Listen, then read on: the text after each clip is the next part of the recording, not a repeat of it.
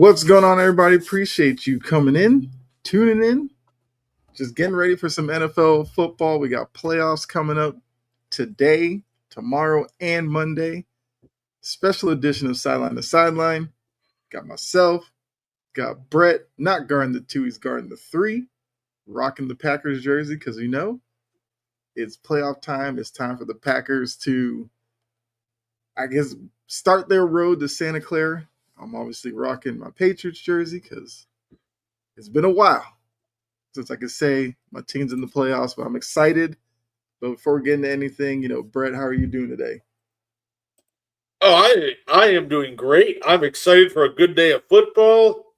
Got 2 good games today and another 3 tomorrow. It doesn't get any better than that. So, let's get it.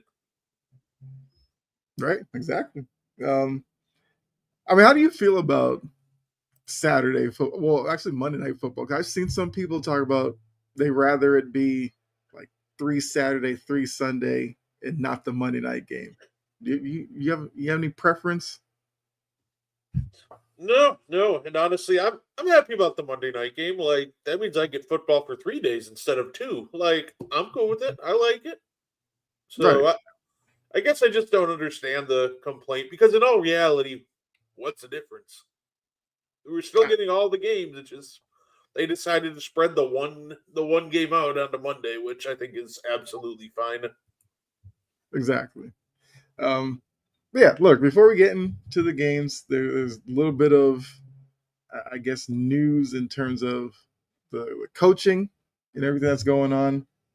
So have like the latest rumors up here. And looking at Tennessee. The Tennessee job's open. Jory, yeah, look, Jory's made it known who she wants, who she doesn't want. And what's going on, Anthony? What's up with Lamar Jackson crying? Oh, yeah. We'll get into Baltimore in a little bit. What's up, Sijin? So the latest report is that Mike McDaniel is going to interview for the head coaching job in Tennessee. What are your thoughts on that? I mean, I think it's actually a fine call. At the end of the day, when you're the Titans, I think getting him in the building and talking to him, even if you don't hire him as a head coach, might be a great way to build a relationship with him. Mm-hmm. Because I do think that Mike McDaniel could be a great OC. I don't think they're actually going to hire him as the head coach, but I think if you can establish a good relationship with him and maybe call him back like, hey, sorry, we went a different direction, and then offer him the OC job. Right. Like, he'd be a great offensive coordinator, but I think it's at least fine to do your due diligence on Mike McDaniels. Right. And that's what it seems like Tennessee's doing. And Jory, I see you're in here. What's going on? They also have request interviews with the Chargers for Jesse Minter and with the Rams for Chris Shula.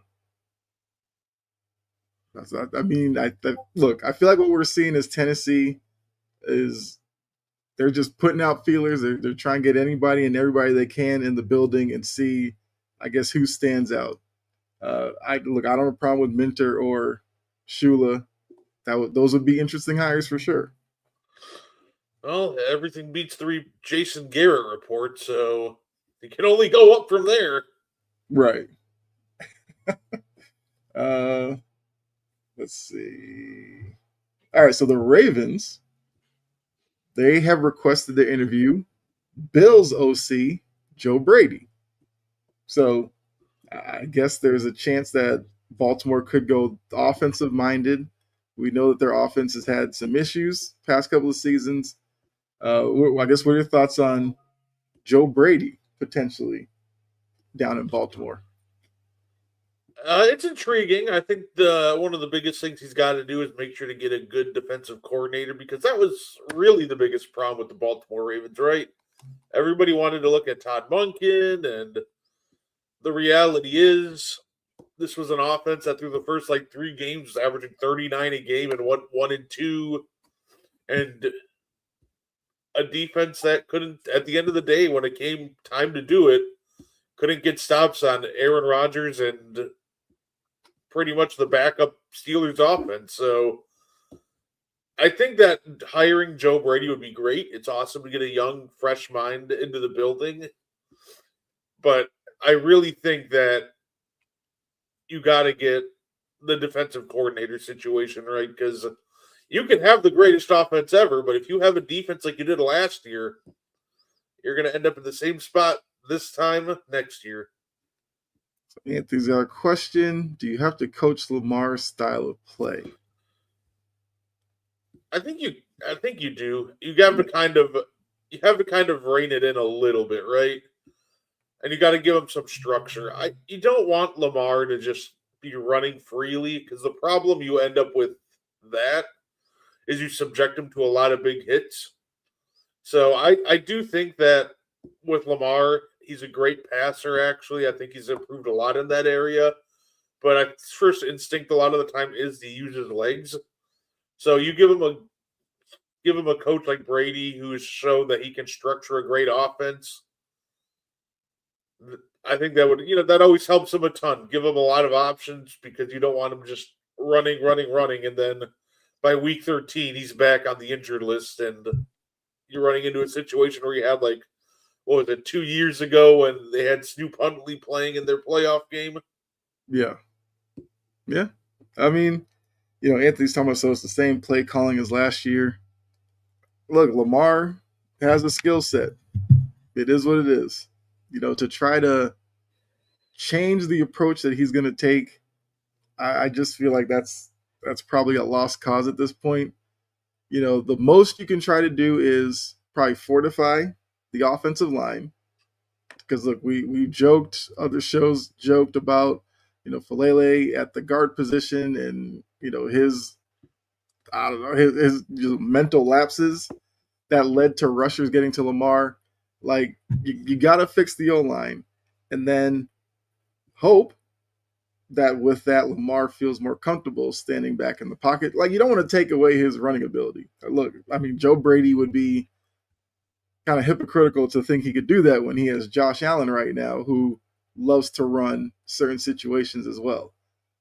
So I guess we're kind of seeing that they're maybe looking to go in that direction. And if they're going to start interviewing, candidates who have dealt with mobile quarterbacks, my prediction could be true. I feel like Cliff Kingsbury could be somebody who's in play down there. And he dealt with Jaden Daniels. I feel like if you look at the two, there's some similarities there. So I wouldn't be surprised if he's somebody that they call in. So 3 and D. Appreciate that. And obviously, the next OC will also have the dynamic of, how much you put on Lamar. You got Derrick Henry, who is 32, 33 now. How many more years can he defy logic and, fight back against father time? That's going to be interesting for the next head coach. While Same. still having some issues on the defense side of the ball as well. I'm starting to think that Derrick Henry just might be like a modern day Frank Gore. Like that man just might just be even if he just like starts losing a step, he just still might be very good till he's like almost 40. Yeah. Like anytime I think a decline in Derrick Henry's production is coming, he's like, here's another 1,400 yards on your head. So I'm starting to think that even if he does start declining as early as, next year or whatever, I think it'll be a really slow decline. Right. Yeah, because you do forget Frank Gore played a long time and, was very productive, ran for a lot of yards. Like, yeah, I think Henry could absolutely be in that mold. But we also have an update on the Raiders job search. Kevin Stefanski has interviewed out in Vegas. I guess what would you think about Stefanski as a fit for the Raiders? Who look they have a star running back in Genty, they have a star tight end in Bowers, they have Max Crosby on the defensive side of the ball, they have offensive line issues, and they need a quarterback. you think Stefanski could be a good fit out in Vegas.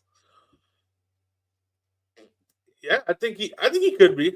Say the thing with Stefanski is his teams were always came ready to play seemingly every game. It felt like, even though that some games they got blown out because, quite frankly, there's just a lack of talent on that Cleveland roster, especially on the offensive side of the football. But Mhm. it seemed like for the most part, players really came to play for him. He always got the absolute best out of his defense, which the Raiders could absolutely use. That defense was atrocious last year. He's always been a big, proponent of using the run game, which would bode well for Genti. I think Mhm. Stefanski in Las Vegas would be a good fit. And Anthony, I did just see this because I was about to bring that up as well. There's a report from Bleacher Report. Harbaugh is watching Jackson Dart and Cam Ward film. So maybe he's just throwing us off. Maybe he's just doing due diligence and just checking out, I guess, the quarterbacks at each of these spots. And he just happened to start with Dart and Cam. Or maybe that's where he's locked in, New York or Tennessee. If that's the case, where do you feel like Harbaugh fits best? Uh, yeah, I would think that. So it feels like that it would end up being the New York Giants at that point. I love the idea of Harbaugh in Tennessee, but on top of having Jackson Dart, you also have fun pieces on defense that I think that might be too good for him to resist.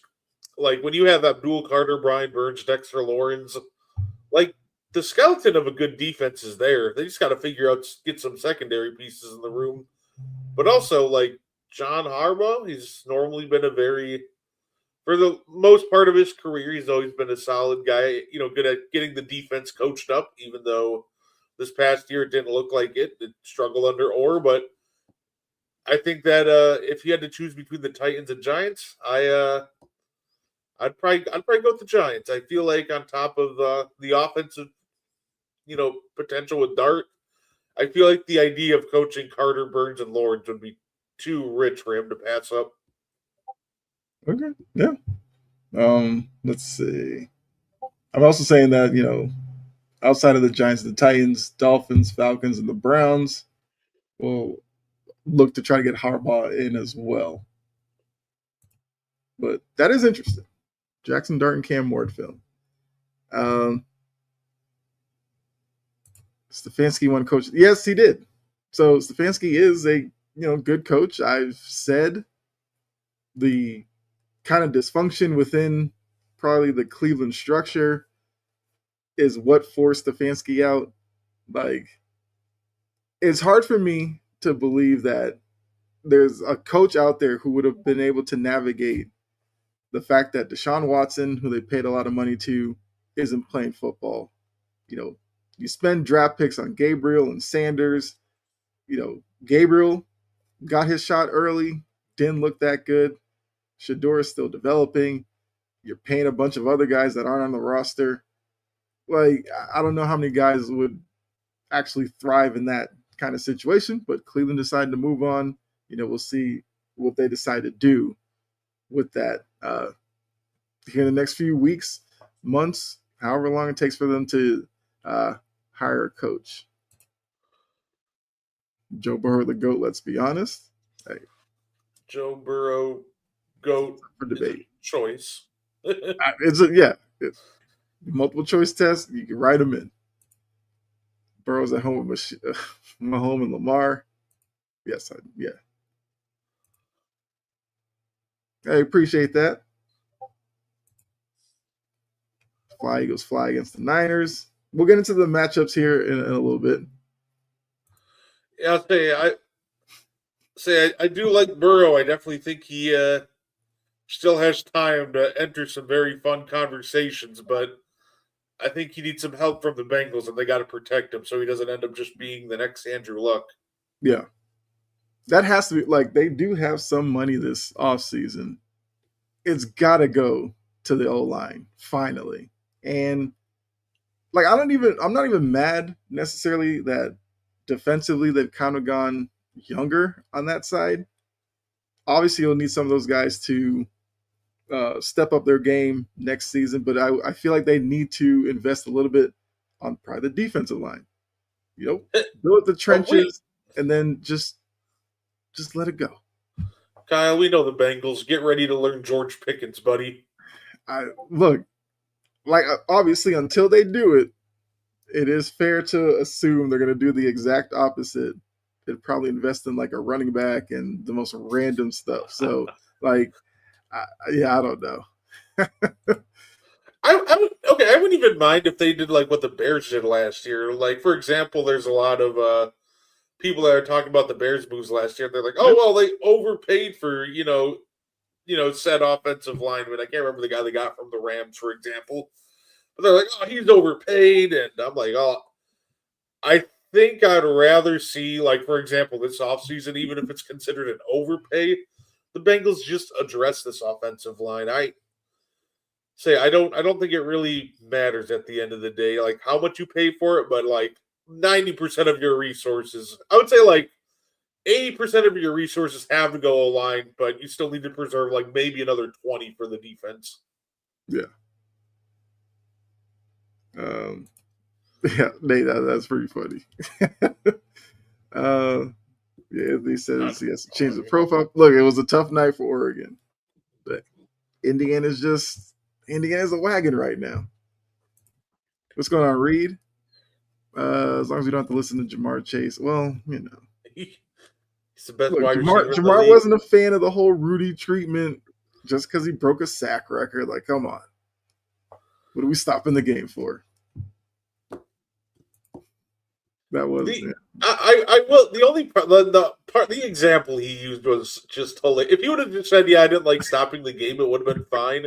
But this the Yep. example he used was hilarious. Like if I catch 10 passes when we stop the game, like no, Jamar, nobody cares if you break the Bengals franchise record for passes caught. I'm shocked you haven't done that already.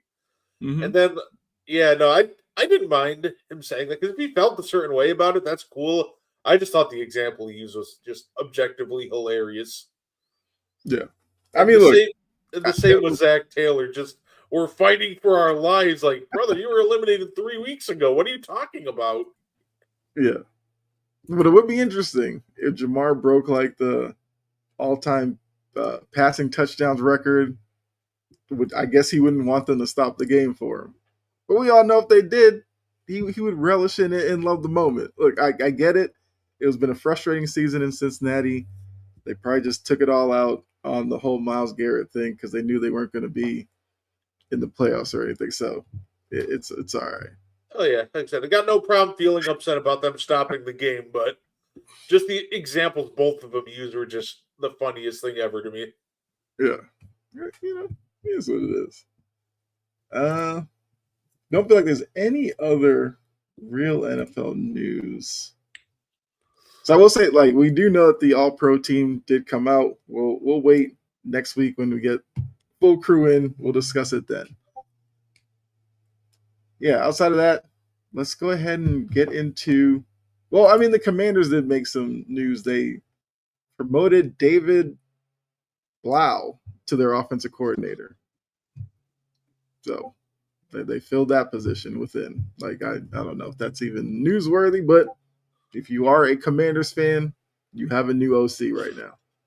I think it's just a great story. Like David Blau, like you don't normally see like players retire and then rise to ranks up that quick. So like most people are kind of going, whatever about the news, but I actually think it's pretty cool because David Blau's like rise through the coaching ranks has been one to behold just how fast he's moving up. Like Mm-hmm. going to be a head coach in the next couple of years, maybe. Like that's a pretty wild like rise to the top. Yeah. And Nate, I completely feel you on that one because I was the one pushing the propaganda that the Bengals were going to make the surprise run and win the division, and then that Jets loss happened. And I was like, yeah, that's probably the end of that. So I get it. And Anthony, who cares? Yeah, I mean, that's just I'm pretty sure it's the Anthony that's the Commanders fan. So there you go from the mouth of a Commanders fan. Say, don't even worry about it though. Bengal savior Al Golden will carry them to another mediocre season next year. Yep. The fact they retained the entire staff is wild to me too. Like, how do you watch last year and you're like, yeah, you guys all good. Don't you worry about it. Right.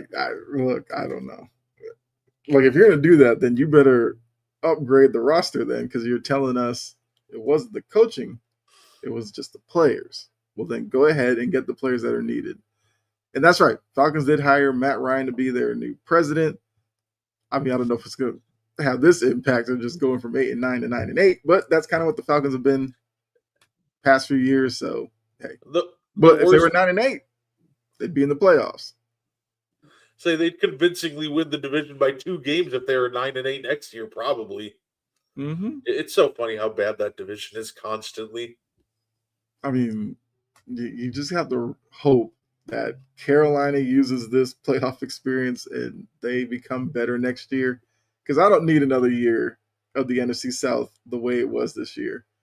Like, Tampa Bay made it seem like they were the best team in the NFC. Then they weren't and became one of the worst teams in the second half. Carolina showed glimpses, but yeah, that was a rough division to pay attention to.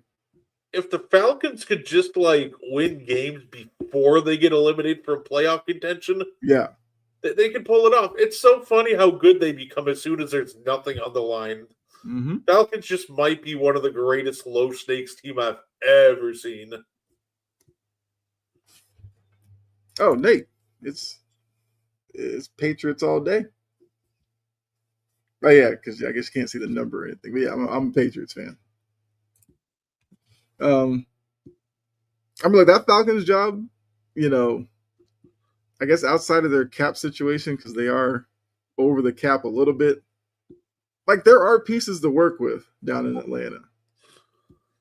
Problem is, the biggest question is at quarterback, where you have Michael Penix, who you just drafted, is banged up. He was banged up in college. He's banged up again. And then you have Kirk Cousins, who doesn't want to be there, but is a high-priced player on your roster. Like, that'd be the one holdback, is like, what do you do with that position? Because, yeah, Michael Penix is still early in his career, but it's hard to think he's going to hold up and be durable enough to be a franchise quarterback. And you used a high draft pick on him. So are you just going to turn around and do it all again and risk making it a whole circus at that position? Like, I don't understand what they're trying to do.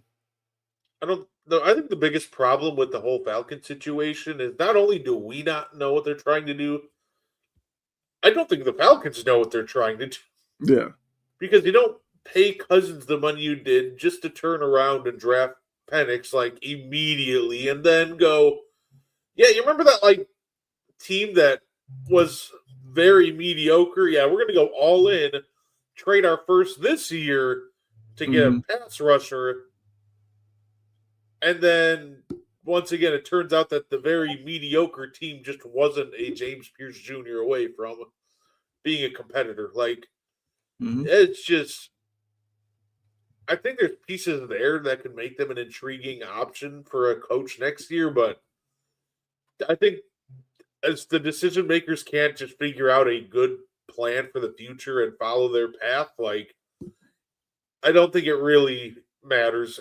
Obviously, the first order of business is figuring out the quarterback situation, but you might not be able to figure that out now until 2027 because you don't have a first this year to potentially draft somebody new.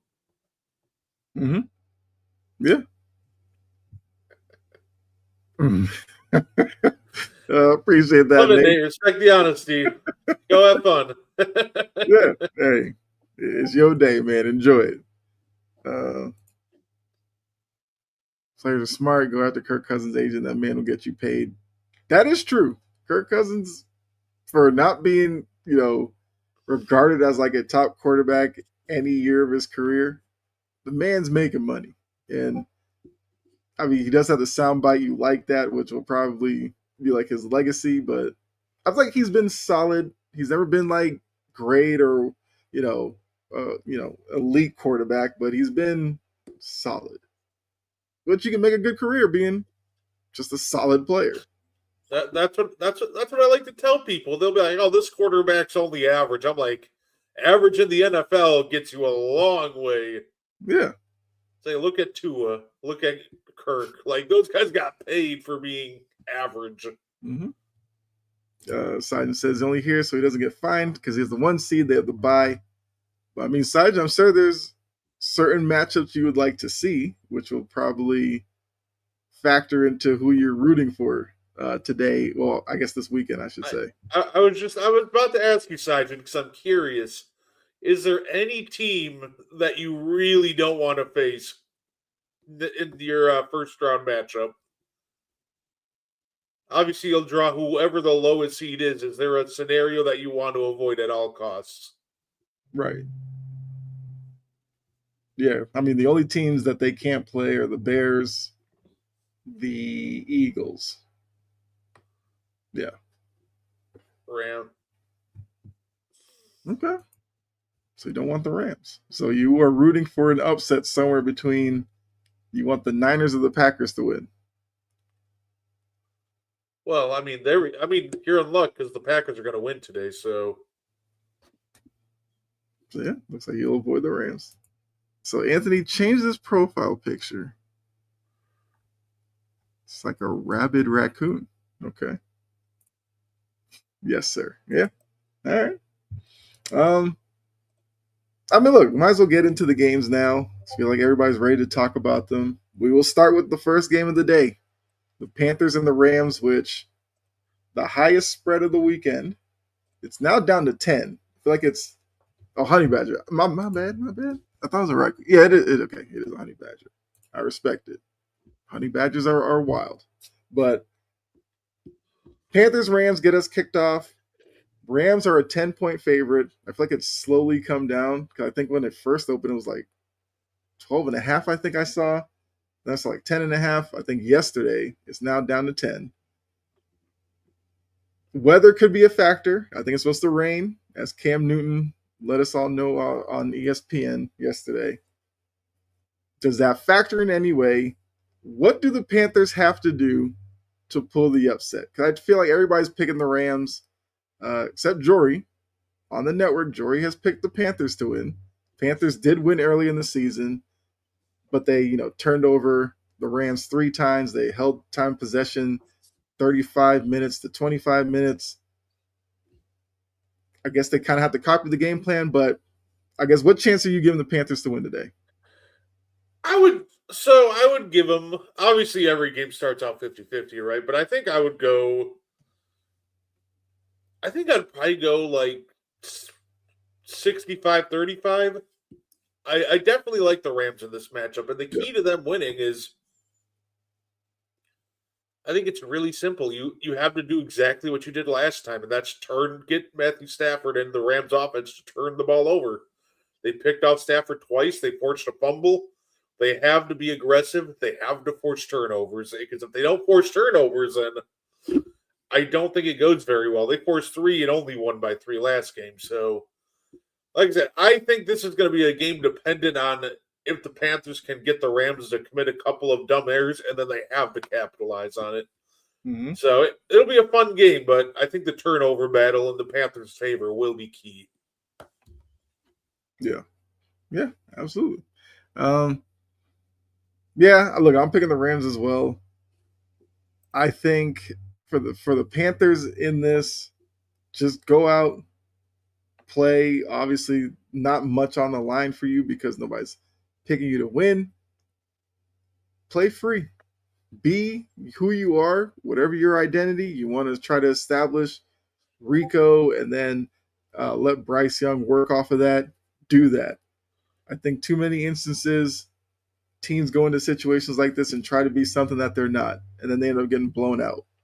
If you're gonna get blown out, doing what you do best, and try to keep time possession. Obviously, to keep that Rams offense off the field as much as you can. And I guess this is an interesting question about where do you utilize Horn? Do you put him on Adams or Puka? I feel like he's your top corner. I think Say, Puka is Matt Stafford's top receiver. Put him on Puka. I would start him on Puka.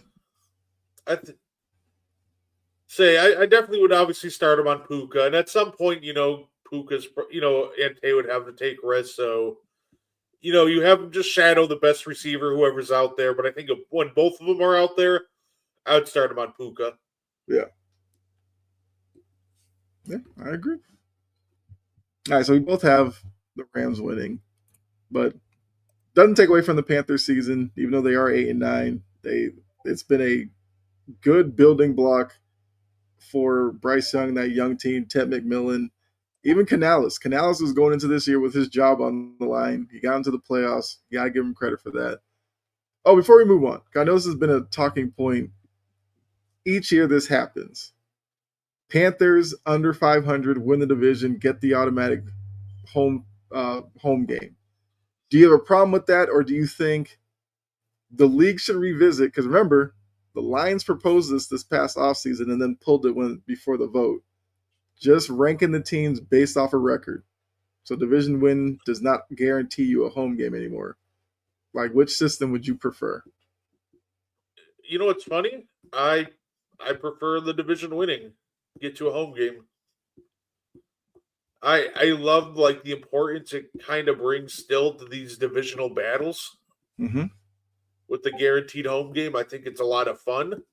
And in all reality, at the end of the day, like if you're, for example, if you're the Rams, if you can't beat the Panthers on the road, you Right. weren't a Super Bowl team anyway. If you're so worried about playing some of these teams that you should beat easily on the road, if you can't beat the Panthers on the road, what gives me confidence you can go into Lumen Field and beat the Seahawks on the road or any of these other teams? So Mm-hmm. it feels like to me that I'm completely cool with it feels like I'm completely cool with the division winner though, because at the end of the day, if these 8 and 9 teams are so bad, then you shouldn't have any problems beating them. Side you, man. People keep coming for your coach. Because Yeah, we were on last night, Passion and Precision, and obviously Jory has her sights set on Kubiak for Tennessee, and Sajin was trying to keep his guy. I get it. But yeah, I agree. Division winners, give them the home game. It's not that big of a deal for the most part. Obviously, if you're below 500, you're going to be the number 4 seed. So if you're the 5th seed, the top wild card team, it shouldn't be that big of a deal. And because we ain't done yet, I got you. I mean, yeah, I get it. The distractions that can pose during a playoff run. I get where you're coming from, but yeah, it's no problem for me. I wonder if the Lions will propose it again this offseason or if another team does. I'd be interested. I did see an article where they said supposedly, or I guess reportedly, the league actually wants it to change to the proposed way, and they just needed a team to propose it. And it's something that could happen when the league goes to an 18 game regular season because that's going to happen.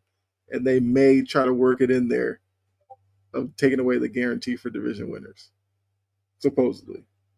I don't think in all reality too. I don't think the owners would let that happen. You're telling me they can get extra revenue from a home game just by winning the division? Mm-hmm. No, I don't think the owners let that happen. That is their easiest path to getting a home game in a lot of cases. So it's not like every division's a bloodbath. Like for example, the NFC North or West, where every year there's like 3 teams vying for playoff spots. Mm-hmm. Yeah, good point. I thought it was interesting. Let's see the nightcap tonight. Obviously, a game that you are ready for. Bears Packers round 3, and look, we know before the season, Ben Johnson told me he's going to win it, beat the Packers twice. He technically could live up to his word if he wins the playoff game because he didn't sweep the season series. I think it's another game where weather could be a factor, but I mean, you're talking about Chicago, you're kind of expecting that. obviously you're going to pick the Packers. I'm obviously not going to ask you who you have winning the game. But as a Packers fan, what scares you the most about this matchup with the Bears tonight? Our defensive line. Ever since Micah Parsons went down, our defensive line has greatly underachieved. That's a big reason. For example, we got blown out by the Ravens. We couldn't get any push. Mm-hmm. We're paying Rashawn Gary to $24 million to do cardio out there, and the problem is he's even half-assing the cardio. Like he's jogging, chasing after guys. Mm-hmm. Like genuinely, I really need if if Rashawn Gary's not gonna try, like we've seen a lot of effort problems with him. If he's not gonna try this game, I need him to get pulled out of this game like very quick. I don't have a high leash for him. Mm-hmm. Like he's just got to go. And I'd rather even see someone like Baron Sorrell, who we're talking about against the Vikings. 5 tackles, a sack, a tackle for loss. He forced a fumble.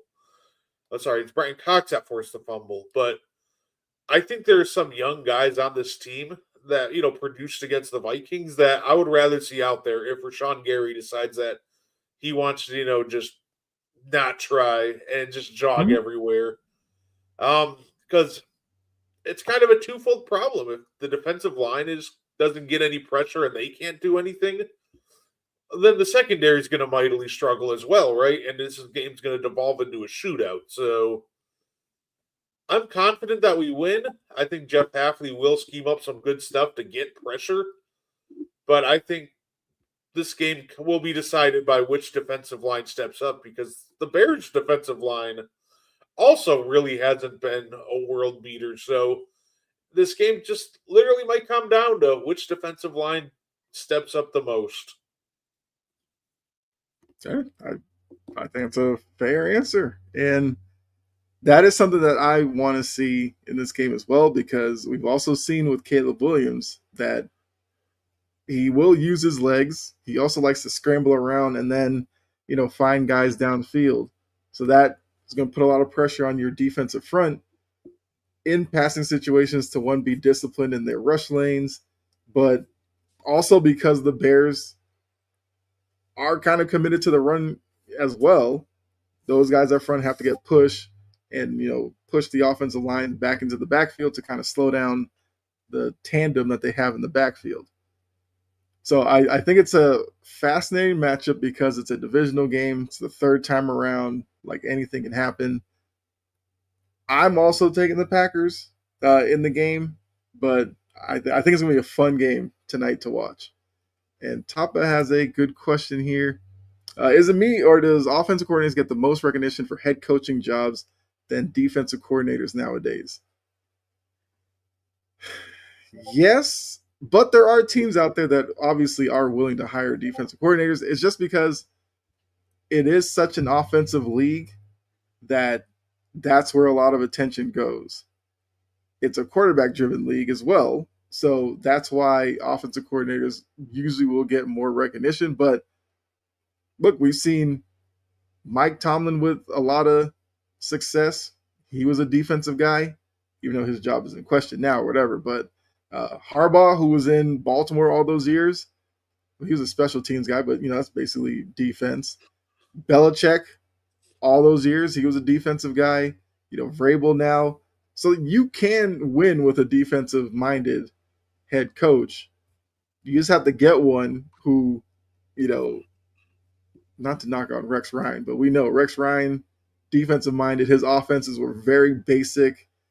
Like those types of coaches, I think, are the ones that teams stay away from. But just I important, think, yeah. and I think another perspective to look at it from is I think a lot of the reasons teams go for offensive coaches is it's really simple, right? You know who gets normally poached first on a lot of coaching staffs? The offensive coordinator. So, how do you try to somewhat combat that? You get an offensive minded head coach, then you might be able to, bring in his system and have some continuity, even if you Mm-hmm. have to fluctuate through coordinators. I think that might be part of the reason behind it at the end of the day. Because obviously you can win with a defensive minded head coach, but I think it makes it slightly more challenging because even if that defensive minded coach goes, okay, let me bring in this really good offensive coordinator, next head coaching cycle, gone. So now you got to bring in another offensive coordinator. And if you nail that one, gone. Kind So of that's just another perspective to look at it as to why teams might tend to lean towards offensive guys rather than defensive. that's a fair point. Yeah, an offensive minded coach. You take his coordinator, still his system. He can just run it himself. And a lot of defensive minded guys have trouble finding offensive coordinators. So yeah, good point.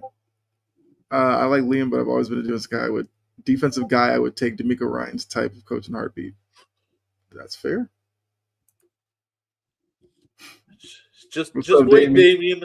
If they say just wait, I think because if they add an extra, say I wouldn't be shocked if they eventually went to first and second place, got a bye week. Yeah, yeah, I wouldn't be shocked if instead of taking away the bye week, they added a second one for second place. yeah. So you'd be doing. So I guess you're bringing in Another team. another team, so you'd have like 3 versus 8, 4 versus 7, 5 versus 6, with 1 and 2 getting a bye. Yeah, I yeah, say they because probably do. I say we've seen the MLB expand their playoffs. We've seen the NBA expand their playoffs. I wouldn't be shocked if the NFL just all of a sudden went, "Hey, let's say, well, we're going to add a eighth seed." Half the league gets into the playoffs at that point. But I wouldn't be shocked if they went that direction. Yeah, and look, fans will hate it at first, but they'll eventually come around and still watch the playoff games if you add an extra team. It's like the seventh seed. Everybody hated it at first, Yeah. and now it's just accepted. Hmm. Yeah, I think they actually do that. All right, so we both got Rams, we both got Packers. Let's look at Sunday's games. I think Sunday's games could be a little bit interesting, and there could be some differing in opinion. The first game Sunday, we get Trevor Lawrence and the Jags versus Josh Allen and the Bills. Interesting stat about this is for as great of a quarterback as we view Josh Allen as, he's never won a road playoff game. So he's 0-4. He'll have his fifth opportunity to finally get his first win. For Jacksonville, this is a situation they haven't been in a couple of years. Yeah, they have that playoff win over the Chargers a couple of years ago, but they've had some down years since then, and now they're kind of back up. And for Trevor Lawrence, it would be good for him to obviously get a couple of wins. Former number one pick. It was a big year for him coming off a down year last year. Both teams, I remember the stat, I had it last night. Bills are the number one rushing offense. James Cook, Josh Allen. The Jags are the number one rush defense. So does Joe Brady try to establish the run, or does it turn to a shootout because both teams are like top 5 in scoring offense? What direction do you think this game goes in? A shootout, a low scoring kind of butting of heads of trying to run on each other? Like, how do you think this game goes? I think it'll be a low scoring game. I think it'll be a lower scoring game than a lot of people thought. Because I don't think either team's just going to all of a sudden up and abandon the run. And both teams are very good at defending the run. Mm-hmm. So while I do think there will be more adjustments and you'll see both teams pass maybe more than they normally did throughout the season. So, hey, you know what? May the best team win. But you know what? I'm confident in my Packers to pull it out tonight. But Yeah. at the end of the day, I do think that this will be a pretty low scoring game. Maybe like a 20-17 kind of affair. Okay. What's going on, Mud Bugs? Look, I get it. You're a Bears fan. So, what's your score prediction, Mud Bugs, for tonight? Damien asked if it was fair for Gannon to be fired, basically saying not his fault that Kyler Murray was his quarterback. I think the DeMarcado thing was probably the end of Gannon's tenure there. Okay. Well, all right. I guess we go in Madden style with that. But yes, I mean you can't blame him necessarily for Kyler Murray not living up to his draft positioning. But when you look at a lot of coaches that get fired, a lot of times they get fired because quarterback play just wasn't up to par. And Gannon was Gannon a defensive minded guy? I know he came from the Eagles. I think was Steichen was the OC and Gannon was the DC. Yeah. Okay, so as a defensive coordinator, it is tough when I guess your offensive decisions get you fired. But if you look at the Arizona team, could you really justify Gannon getting another year? Probably not. So I think it was fair that he got fired because I assumed he was going to get fired. I guess would be my answer to that. And you also kind of got to look who's available in the coaching cycle, right? Like, Mm-hmm.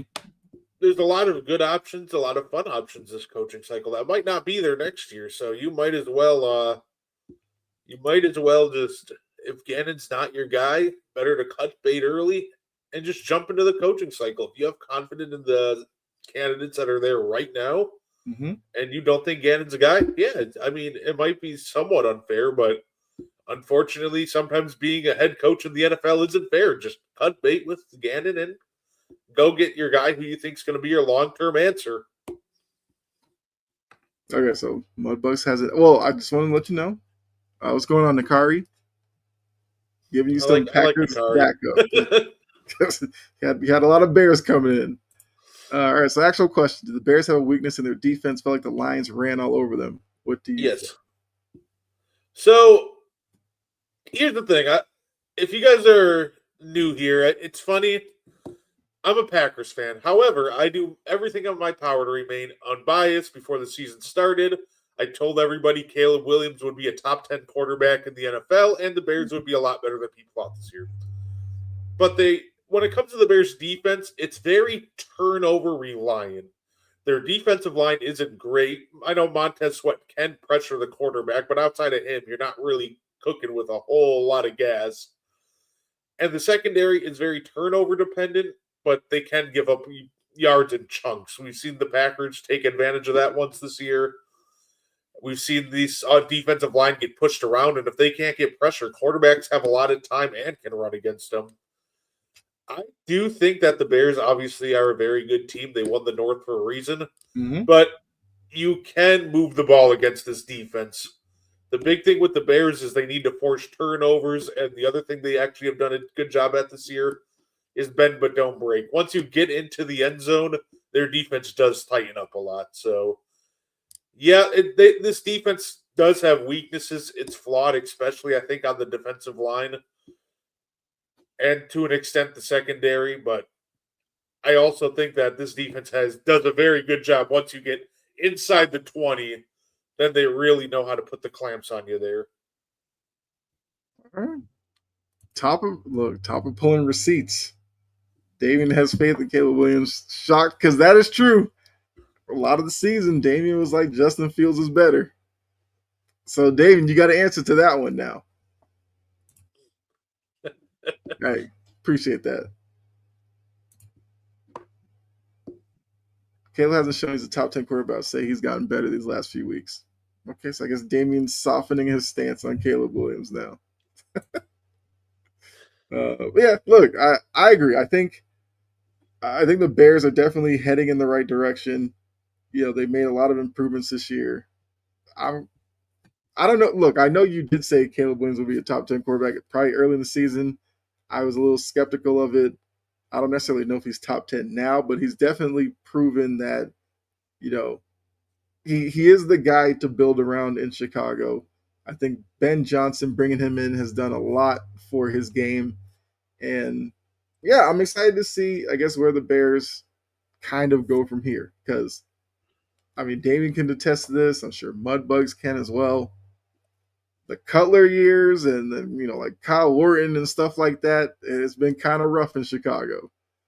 So Caleb Williams is finally that guy who, 10, 15 years from now, we go, best quarterback in Chicago Bears history, and there's no doubt about it, it's Caleb Williams. Then good for them.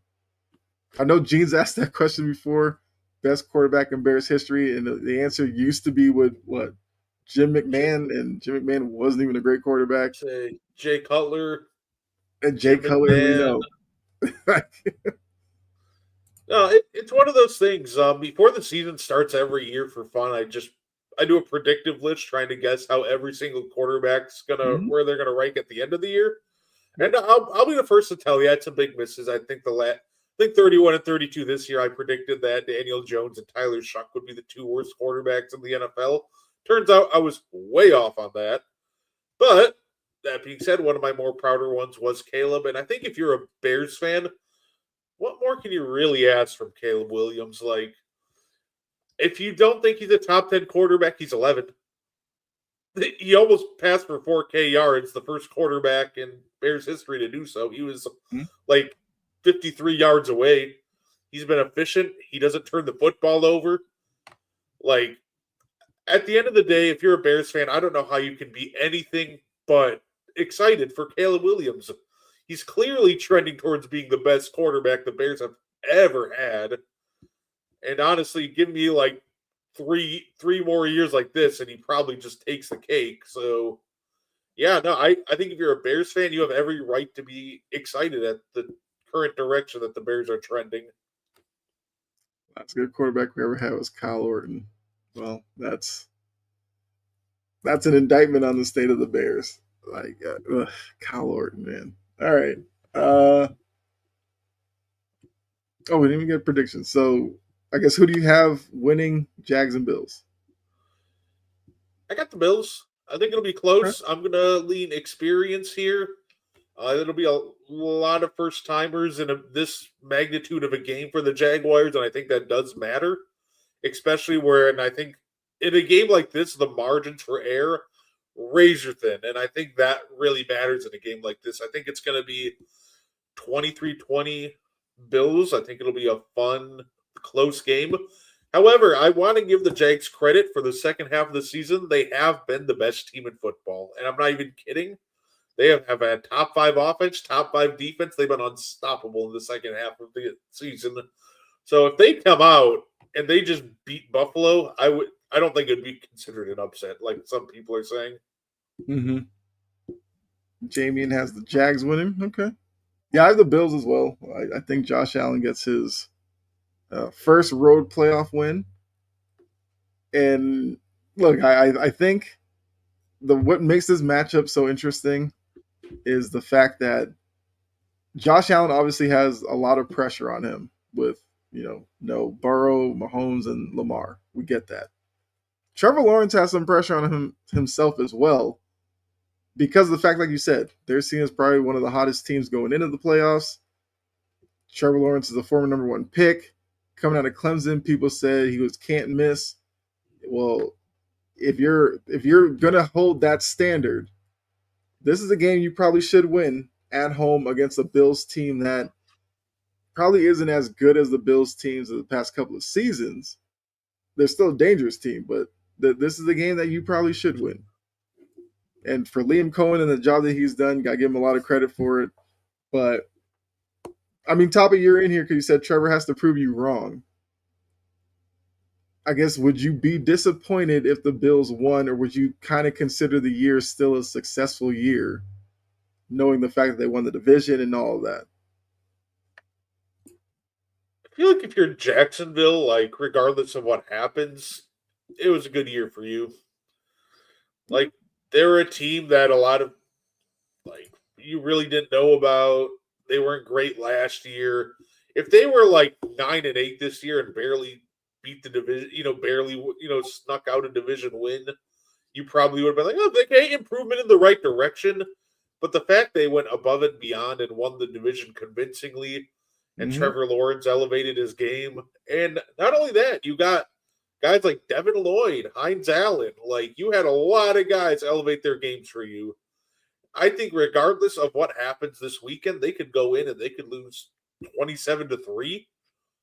I think regardless of what happens, this was a fantastic year for Jacksonville, and don't let people tell you otherwise. Yeah.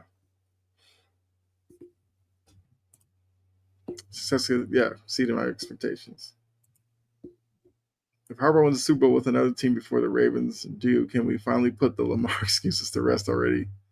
Uh See, now that's an interesting Yep. question because The Lamar fans Belichick will thing tell debate. you, Lamar fans will tell you Josh Allen, Herbert, guys like that get more excuses.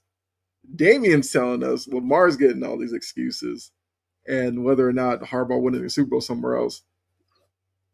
I think the major thing to take with Lamar in Baltimore, I'm of the mindset that they may have missed their window to win a Super Bowl.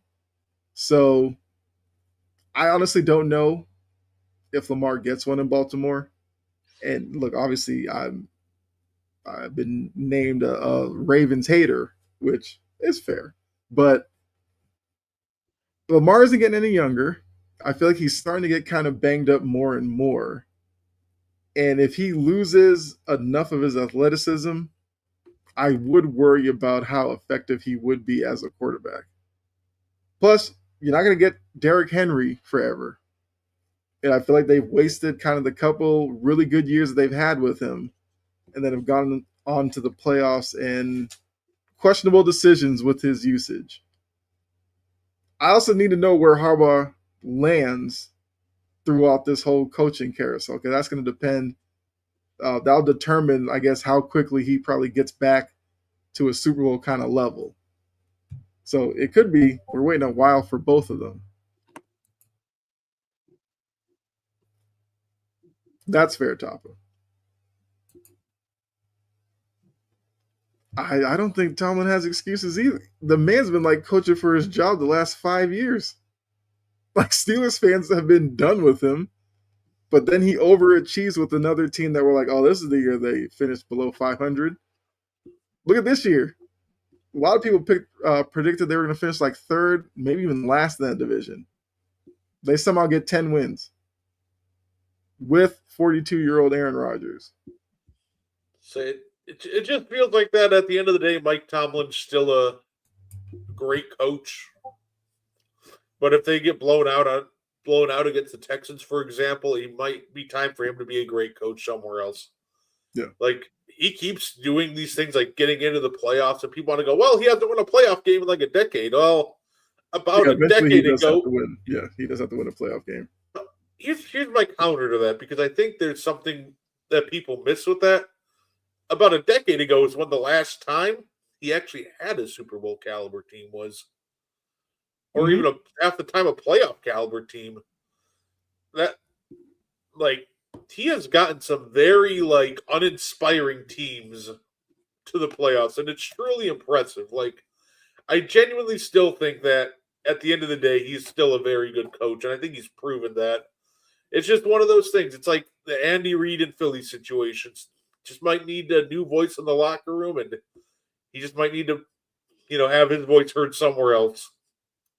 Yeah, because there are reports that there's like TV networks that have kind of deals in waiting for Tomlin whenever he decides to kind of step away from coaching. I think Tomlin would be. I think Tomlin would be interesting on TV. I think he has like the personality and everything to be really good at that. Uh, But that's not being a head coach. That's being a GM. right. Like drafting isn't part of the head coaching requirement there, and he still had a winning record with Kenny Pickett somehow. Like Mm-hmm. that's the part that's impressive, right? Like we've seen Kenny Pickett play football. He's not a good quarterback. He's at best an average one, but I Mm-hmm. would say he's a below average quarterback. And Mike Tomlin was still winning games with Kenny Pickett. So, like I said, the head coaching stuff I don't think really can be argued. That's the thing. If you want to question whether his voice is still fully heard in the locker room, sure, why not? Mm-hmm. We can talk about that, but The results on the field speak for themselves, especially with a lot of mediocre teams. And I would question the whole voice of the locker room thing, but to me, it's the fact that he keeps overachieving seems like he's talking guys up and getting them to play above their head. So that's got to mean something. Like if he was doing remember it was like that year when the Eagles brought in a bunch of free agents and they called it, and like people were like the greatest team ever assembled, and then they underachieved. If the Steelers are doing 2011. stuff like that, I'd say yeah, Tomlin's voice has gotten stale. But it seems like it's not gotten stale. It's just that for whatever reason they get to the playoffs, and then whether it's a bad matchup or whatever, they just can't seem to win a playoff game. And I mean, last year you got Russell Wilson and Justin Fields you were trying to win a playoff game with. Look, I know Damian, cover your ears. You love Justin Fields. Tall task with two. Now this year you do have Aaron Rodgers. Yeah, he's 42, but I had to give him credit. He played really well against Baltimore in a game that they really needed. So there will be a challenge, which I mean, we could actually go into that game now. The Texans and the Steelers, even though that is the Monday night game. But since we're talking Steelers, let's just talk about the game. They have a challenge. Like, if Pittsburgh loses to Houston, we would probably say, yeah, that defensive line and the front seven probably got after Aaron Rodgers all day. And we'd be like, yeah, that makes a lot of sense. But Houston's offense is, I don't say it's bad, but it's unpredictable to the point that if you told me the game was like 13-10, fourth quarter, 5 minutes to go, Rodgers has the ball in his hands and he takes them down and they win 17-13, I'd be like, I could see that happening too. So I wouldn't want to, necessarily crucify Tomlin if they lose yet another playoff game on Wild Card Weekend, because I think Houston's a tough opponent. But he does eventually have to win a playoff game. Like, that's kind of crazy for as good of a coach he is. So once again, looking at that game, who do you have winning it, and I guess why? So I think this is going to be a tall task for the Steelers to pull it off, but I did predict a Pittsburgh Steelers upset because I think that Steelers defense can muck up the Texans offense. The offense has been wildly inconsistent all Mm-hmm. year. We're talking about they ended the year as the 17th ranked offense, but that was after an ice cold start. Then they got hot. Then they ran back cold, and they've heated up to end the year. But I think that will be their Achilles heel. I think this will be a really ugly, low scoring game. Like this game might end up being like 13-10, and I wouldn't be shocked. Yeah. But I think if it's a close game, I'm going to take my chances on Aaron Rodgers putting together one final drive to win it all. I think Okay. that I think this will be a fun one. I think it'll be fun if you like defenses, but I think this will be a stupid low scoring game. I don't necessarily trust the Texans that much. I trust their defense, but I think their offense is going to turn the ball over a couple times, and that will ultimately be the difference maker. Okay. Like, I oddly think this could turn into like a old school AFC North type of game. I think both teams, you could see some hard hitting and a lot of frustration from both CJ Stroud and Aaron Rodgers. I'm taking the Texans in this one. I just think the defense will do enough. And, the offense for Houston, I get it where all the questions are. The offensive line, I feel like played better later in the year, but there's still questions about how good they actually are. And now you're going up against TJ Watt on the edge. You have Cam Hayward up the middle, who, look, he's long in the tooth, but he still gets it done. So if they can't contain those two, then yeah, Houston's gonna have a lot of issues moving the ball. And look, this could be a game that comes down to who gets a defensive touchdown, because we could very well see one in this game. But I'm gonna take Houston, and I actually look at Houston as an interesting team. If they get past Pittsburgh, they're a team that could make the AFC Championship game because of that defense. But because of the offense, they could lose today, and You're just wondering about, if they fix that O line, how good of a team they actually could have been. I'm gonna take the Houston today. Well, Monday. Okay, Damien, I get it. Did Um, Damien's worst nightmare, the Jordan Love Aaron Rodgers Super Bowl? oh, Damien, man, look, if that happened, that would be rough for him. Oh man. All right, so we did Jags, Bills. All right, so we have Eagles, Niners, the middle game on Sunday. And obviously, if Gene were here, we already know he probably would be on Eagles. If Godfrey was here, probably going Eagles. But neither of us are Eagles or 49ers fans. I think this is an interesting matchup because both fan bases hate each other. They ask, what's going on, Xander? It's good, Um, Xander. both organizations they just hate each other for what was it, Super Bowl a couple of years ago. The Niners were when they were down to like Christian McCaffrey throwing passes. They were like, if we had our quarterback, we would have won. Eagles fans were calling them crybabies. Well, they meet up yet again. Wild card weekend tomorrow, 4:30. The 49ers have battled through injuries. Week 18, they had a chance at the number one seed. The Eagles have battled through a lot of criticism, a lot of drama, but they won the NFC East. Kevin Patullo is under the spotlight. If that man screws this up with a weak offensive game plan, he might be the most hated man in Philadelphia already. Like he would need a police escort to get home. How do you see this one playing out? Do the Eagles figure it out offensively and look like the team that we know they could be based on the roster on paper? Or are the 49ers just that team that maybe flew under the radar a little bit and get the win here on the road? I think the Eagles do win this one. I think the injuries are going to catch up to the 49ers. I do think it's close. Mm-hmm. I don't trust Kevin Patullo to put together a game plan that'll blow out the 49ers. On the flip side, I trust Robert Saleh to keep the 49ers in this game. So I think that this will be close, good old fashioned, like, say, like 27-24 affair. I think it'll Mm-hmm. be a fun back and forth game.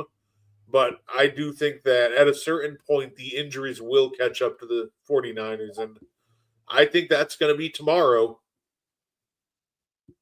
I think If the you're going Eagles to get lose, yeah. I think you're going to get a fast start from the Eagles, Salah, Justin.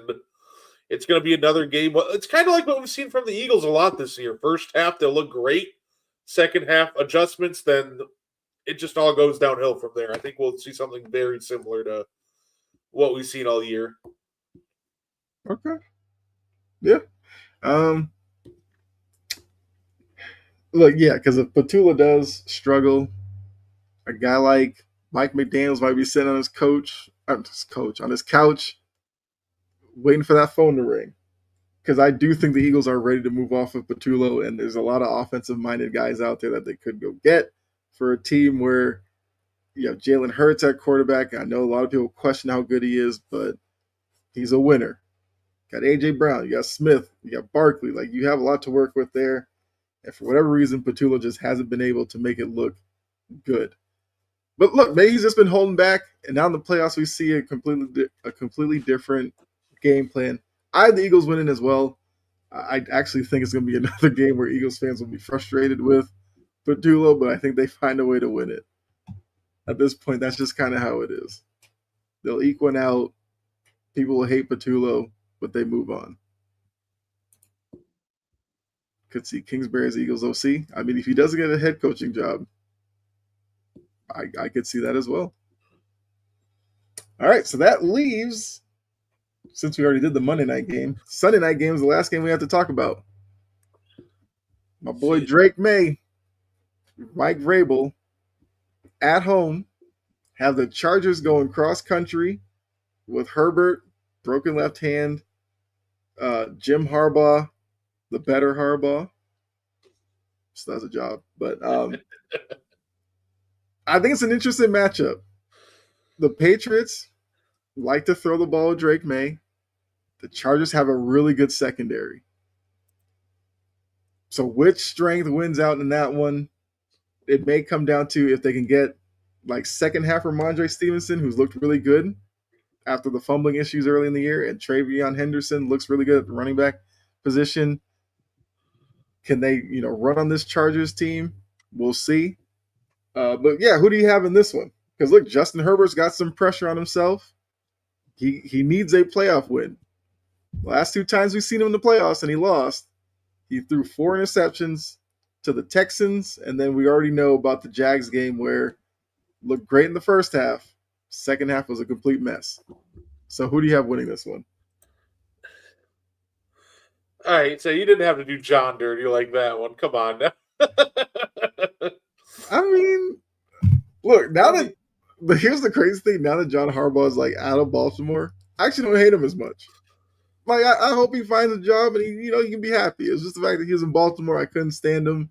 The times where he would get mad at Belichick and the Patriots for their funky formations that he swore was against the rules, and Belichick had to. I think it was Brady was like, "Go read the rule book," and then Baltimore using the same formations the next year. Like it was hilarious to me.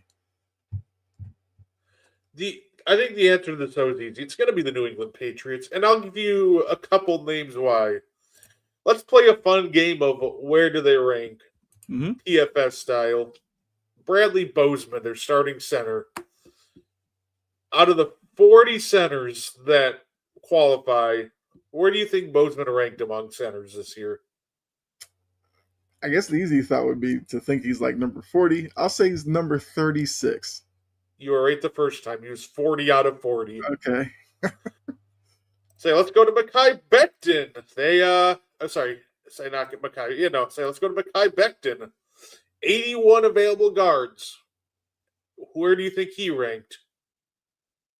I guess we'll say 81. Close, 79. Okay. And why don't we finish out the right side of the line with Bobby Hart? Out of 89 available tackles or qualified tackles, what do you think he ranked? I mean, he's like the third string tackle. I'll give him some credit. Let's say he's 88. Close, 82nd out of 89. That's why they're going to lose. I don't think this. Justin Herbert's going to get a lot of blame for this game when they lose, right? And you're going to blame the quarterback. That's kind of the first instinct. Mm-hmm. But that right side of the line is so wrecked. I think that the Patriots are just going to get pressure in his face all game, and with a broken, not even non-throwing hand, Yeah. I just don't see how they pull this one off. I think the difference is just going to be they're just going to bring pressure onto that right side and completely overwhelm Justin Herbert and pretty much just shut this offense down. Mm-hmm. I think this game could very well end up being a blowout. I want to give the Chargers and Herbert some credit because they've been defying the odds all year. So I will say that they keep it to like within a touchdown, and the Patriots pull a touchdown late to pull it away. Maybe like one of those 20 closer, say like a 28-14 affair, but I don't think this game will be all that close. And I think the biggest problem starts with injuries on the line just have completely zapped this team. And in a situation like this, I think it's just all over for him, especially going against Vrabel. He's going to have some diabolical blitz packages dialed up. Yeah, and look, you mentioned the O line for the Chargers, and that's where Milton Williams coming back is a big deal because with Milton Williams there, Christian Barmore plays a lot better. And Barmore's going to be lined up over that center guard gap. He's a guy who gets a lot of pressure right at the middle, and we know quarterbacks hate that. And we also know the secondary, you have Carlton Davis, you have Christian Gonzalez, guys who can cover and make plays on the ball. So I agree. I have the Patriots winning, but I'm not going to sit here and say it's a guarantee because first start for Drake May, we never know what he'll look like, but he's kind of been defying the odds all season. So I'm expecting him to play kind of the way he has as the, MVP candidate that he's turned himself into. I think with Drake May, I don't even think you need him to throw the ball that much this game. Like literally just run the ball, take care of the football. Just obviously don't go full like conservative, but I think you'll see a more maybe conservative game plan. Keep Justin Herbert and the offense off the field and just dominate the time of possession. Because at the end of the day, what do you want to do? You want to wear out the defense. I think they're Mhm. going to dominate on defense themselves, and if you wear out the Chargers defense at some point, they're going to break. And I kind of think Vrabel knows that too, and I think that's what ends up happening this game. Yeah, and that's why Will Campbell coming back late in the year was so big because they like running to his side. And, Ramondre Stevenson, as I mentioned before, has had a bit of a resurgence. And to me, it's like he's looked a little faster. He's got the uh, ball security issues kind of figured out. And I definitely love what I'm seeing from him. 12-hour street wire to wire. Uh, I'm not planning on doing that, but hey, we'll I, see how I the day goes. I wish, but I work at like in an hour and a Yeah, half. 12-hour stream would be nuts. Um, but yeah, look, those are the matchups. I guess before we get out of here, gonna have to ask this: your Super Bowl matchup. Who you have? uh, Well, okay, because your Packers are in it. Obviously, you'd have the Packers. So I'll say, what's your Packers Super Bowl matchup, and then what's your, I guess, other one that you have if the Packers lost? I'm gonna give you three. Obviously, despite just to mess with Damian and Packers Steelers. Okay. Um, in all seriousness, if the Packers make the Super Bowl, I'm picking Packers Bills. Okay. My non-Packers Super Bowl, it's an intriguing idea. I'm gonna go with a Super Bowl rematch, Kyle. I'm gonna go with your Patriots against the Seattle Seahawks. You and Sijin are gonna have to beat for about a week, but I think that's all right. Okay. Hey, I'm here for it. So Damien, 12 hours wouldn't be enough for you, huh? Okay, I got you. So Damien's going Bears Patriots Super Bowl rematch. Yep. I mean, it's a rematch that's so long ago that a lot of Patriots, no, well, not Patriots fans, but a lot of football fans probably wouldn't even know that they met up back in what 85, 86, one of those years. I don't know. Okay, so for me, oddly enough, my Patriots Super Bowl matchup would actually be Patriots Seahawks as well. I think I think before the season, I actually remembered because last night I was trying to remember my matchup for vibes was Ravens Seahawks. Mike McDaniel, former Ravens defensive coordinator, leads his new team in against his old team, but Ravens aren't there, so can't use that one anymore. So I think the vibe matchup would be Bills Eagles. Josh Allen, Jalen Hurts. We'll go with that one. I think a fun one would be like Houston Green Bay. I I do think Bills Eagles would be a ton of fun just because like can you imagine like Santa Clara having to try to contain the Eagles and Bills fan bases in the same area? Like that Yeah, just sounds like a mess. And yeah.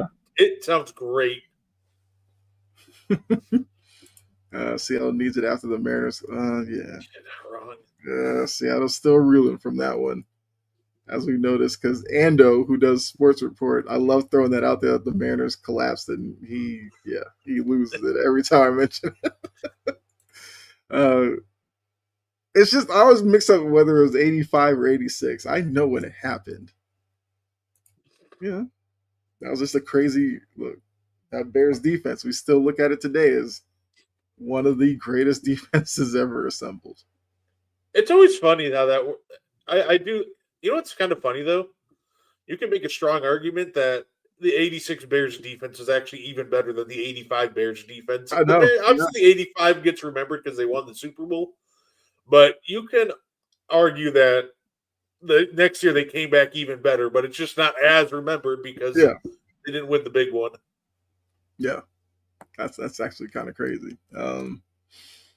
Yeah, look, that's all we got for you. Oh, I guess one last thing. MVP. Is it Stafford or is it May? I still think I think it's going to end up being Stafford. Okay, I got May. I'm going with my guy. Oh, hey, I get it though. It's, if Jordan Love was in your spot, I'd be like, hell yeah, it's Jordan Love all the way. Let's go. Yeah. No, I mean I get it. Look, I'm not gonna sit here and be like Stafford doesn't deserve it. Like Stafford's had a really good year. Like that's actually crazy the kind of year he's had.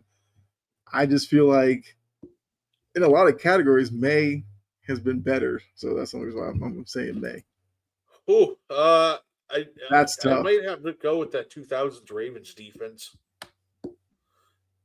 I do appreciate that Ravens defense. Like Ed Reed, like covered everybody. If you floated the ball anywhere downfield, somehow Ed Reed was always in the area and picked it off. Ray Lewis just laying guys out over the middle. And even My, the my defensive line, you feel like you don't really talk much about like how dominant they were. I probably would go 2000 Ravens. I think my favorite like elite defense that I was actually able to really grow up, watch, and appreciate might have been the no fly zone. That Mm-hmm. 2015 Broncos defense was special. Mm-hmm. Yeah.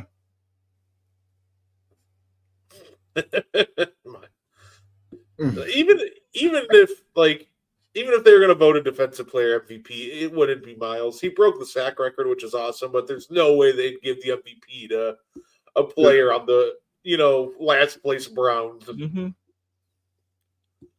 I mean, look, I feel like we would love to see a point where MVP isn't automatically a quarterback award, but that's just where we are right now. I think the last time you can argue a defensive player could have won MVP was 2014 when JJ Watt had that insane year, and Mm-hmm. he also had like 3 receiving Yeah. touchdowns. Yeah. So if he couldn't win it then, yeah, it's hard to see Miles Garrett just getting it this year. But I don't know. I don't know why it's just turned into a quarterback award because the way the NFL kind of spins it is MVP for the quarterback. They'll give offensive player of the year to like a running back or wide receiver or something that's like supposed to be their MVP. And then DPOY is supposed to be like your defensive player MVP, I guess. So I'm that's just just the glad way they're it is. finally coming out award for linemen. Yeah, that's it's a thankless job. You're not wrong. Rodgers did win the MVP in the JJ Watt year. He literally was the reason why JJ Watt was an MVP that year. All right, yeah. So, um, yeah, that's all we had for you. We wanted to do a little Saturday edition. Still got a couple hours before the games kick off. So, if you want to be like, what was Homeboy's name in here? Who's high as a kite? Go ahead and live your life, man. But yeah, appreciate all of you that were in the comments. We always do. And enjoy the games this weekend. We will be back. I don't know if we'll do Thursday or maybe we'll do another Saturday one next week. I don't know. We'll see. We'll see how schedules line up and everything. But we will be back next week, obviously, to talk about Wildcard Weekend and get you ready for Divisional Weekend in the NFL. It's not that much left in the season. I know it's sad. We'll blink. It'll be time for the game in Santa Clara. And we'll be crowning a new champion. But for myself, Brett, not guarding the 2, guarding the 3. We're out of here. We'll see y'all next week. All right. Bye.